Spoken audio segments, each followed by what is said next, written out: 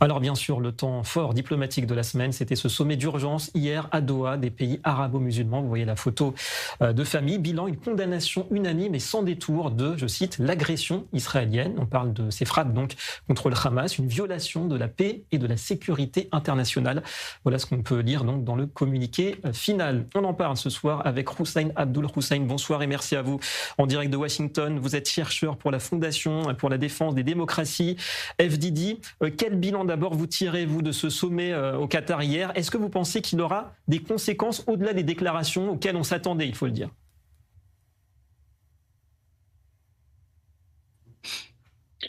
Ce n'est que l'un des nombreux sommets que ces pays tiennent, non seulement ces 2 dernières années, mais depuis 50 ans maintenant. Et généralement, le rite est le même dans les sommets, ils se réunissent, ils déroulent les tapis rouges, chacun des amis donne un magnifique discours contre Israël, ils se réunissent, ils font une belle déclaration et chacun rentre chez soi.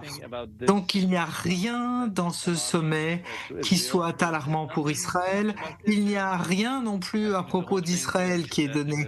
Je pense que le tout, c'est que le Qatar a profité des feux de la rampe, c'est ça qu'il voulait voir arriver et ils ont utilisé évidemment ces projecteurs pour aussi parler du Hamas qui puisse faire partie et avoir un crédit politique à ce sommet. Donc vous dites le Qatar sous les projecteurs, vous pensez que le Qatar n'est pas capable de souder, de fédérer autour de lui les pays arabo-musulmans ensemble contre Israël dans le but d'isoler Israël avec ses leviers qu'on connaît bien, leviers financiers, diplomatiques, idéologiques peut-être aussi?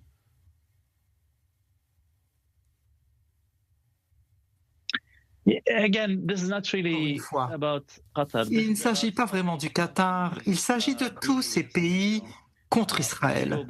Si vous revenez il n'y a pas très longtemps, en juin seulement, l'Iran a frappé le Qatar avec des missiles balistiques. Où ils étaient, tous ces chefs d'État des pays musulmans? Ils n'ont rien dit, pas fait de sommet. L'Iran a tiré sur l'Arabie saoudite et sur les installations pétrolières. Et donc, ils ont beaucoup enfreint la souveraineté des pays du Golfe et autres. Et rien de tout cela n'a provoqué un tel sommet. Donc vraiment, il n'y a pas grand-chose à dire, c'est juste Qatar qui profite des projecteurs, la dénonciation d'Israël et toujours le même standard qu'il y a dans ces sommets. Donc un sommet pour rien, vous dites. Là, on est 5 ans, jour pour jour, après la signature des accords d'Abraham, évidemment. Est-ce que vous pensez qu'on est malgré tout, peut-être en toile de fond, en train de réécrire l'histoire à l'envers, dans l'autre sens? C'est-à-dire que une partie du monde arabe, au lieu de se rapprocher d'Israël, s'en éloigne au moins en façade en ce moment. Les accords d'Abraham ont été d'abord commencés à Bahreïn et les Émirats arabes unis qu'ils ont décidé de prendre une décision souveraine de délier les intérêts mutuels de paix et de relations bilatérales avec Israël et les autres pays arabes. La solidarité, c'est OK. Les Émirats et le Bahreïn ont exprimé leur solidarité avec le Qatar. Mais au-delà de la solidarité, je pense que ça irait contre les intérêts des Émirats. J'ai des doutes très sérieux sur le fait qu'un de ces pays, et même le Maroc, vont renoncer aux accords d'Abraham. Les traités, généralement, ne sont pas le sujet de combats politiques. Je dirais qu'un traité de paix reste éloigné des combats politiques. Et ce n'est pas le seul traité qui n'est pas menacé. Regardez l'Égypte et la Jordanie qui ont été beaucoup plus venimeux à l'égard d'Israël et pourtant les traités restent en place et je suppose que les Émirats et le Bahreïn vont continuer à maintenir cet accord. Donc pas d'inquiétude, on garde le cap des accords d'Abraham. Un dernier mot sur peut-être la relation Israël-États-Unis, toujours aussi solide. Vous pensez qu'elle sort intacte de cette séquence qatari ?